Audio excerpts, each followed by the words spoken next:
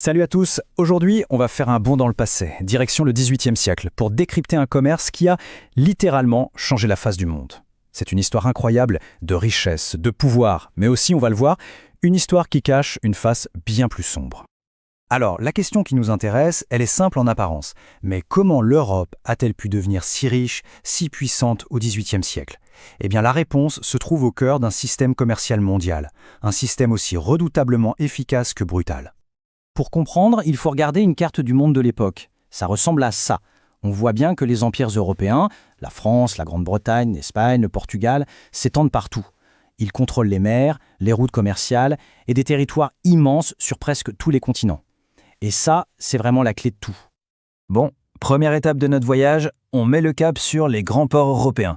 Il faut s'imaginer de véritables fourmilières, le point de départ de toute cette aventure économique.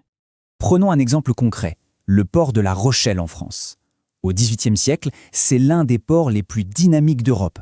Ça grouille de monde, des marchands, des armateurs qui s'enrichissent, des marins qui chargent et déchargent les navires. C'est vraiment là que le cœur de l'économie bat et c'est d'ici que tout part.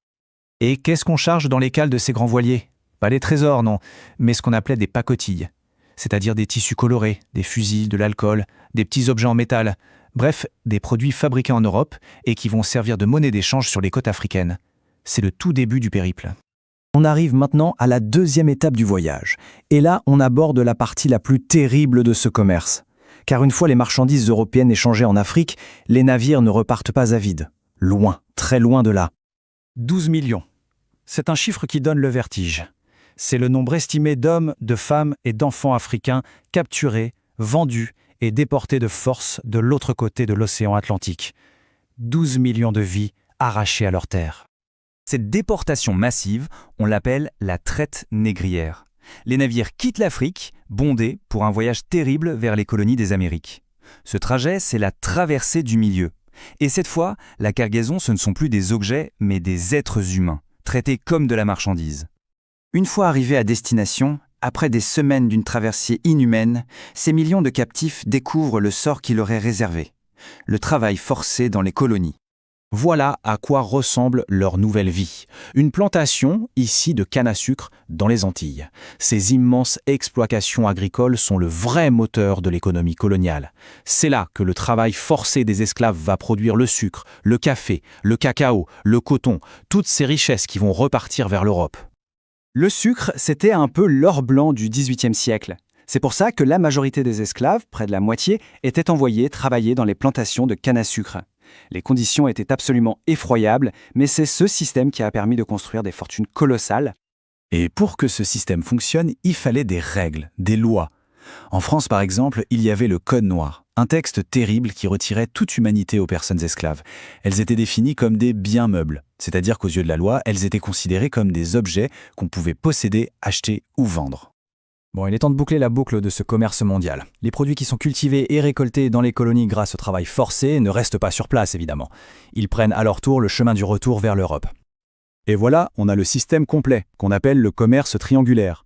C'est un cycle en 3 étapes, parfaitement huilé. 1. Les navires partent d'Europe avec des marchandises. 2. Ils les échangent en Afrique contre des captifs, qui sont déportés aux Amériques pour travailler de force. Et 3. Les produits coloniaux sont ramenés en Europe, vendus très cher, et les bénéfices permettent de financer de nouveaux voyages. La boucle est bouclée. Et c'est quoi ces fameux trésors des colonies? Eh bien, ce sont des produits qui étaient rares ou inconnus en Europe à l'époque. Le sucre, le café, le cacao, le tabac, le coton, des produits de luxe qui vont peu à peu transformer la vie quotidienne des Européens et générer des profits absolument gigantesques. Tout cet enrichissement a évidemment eu des conséquences énormes et durables sur la société européenne. C'est cet héritage assez complexe qu'on va explorer pour finir. Cette phrase résume parfaitement la situation. D'un côté, une nouvelle classe sociale émerge, la bourgeoisie des villes portuaires, les marchands, les armateurs, qui accumulent des fortunes incroyables. Et de l'autre, de nouvelles habitudes de consommation apparaissent. Boire du café, sucrer ses aliments, porter des vêtements en coton, c'est un peu le début de notre société de consommation. Et tout ça, ça nous amène à une dernière question qui est peut-être la plus importante. Aujourd'hui, dans notre monde, quelles sont les traces, les héritages de cette période? C'est une question essentielle parce que cette histoire a profondément façonné le monde dans lequel on vit. La réflexion reste ouverte. Voilà pour ce décryptage. Si ça a permis de mieux comprendre cette période complexe de l'histoire, n'hésitez pas à laisser un j'aime ou à vous abonner pour soutenir la chaîne. Merci beaucoup et à très bientôt.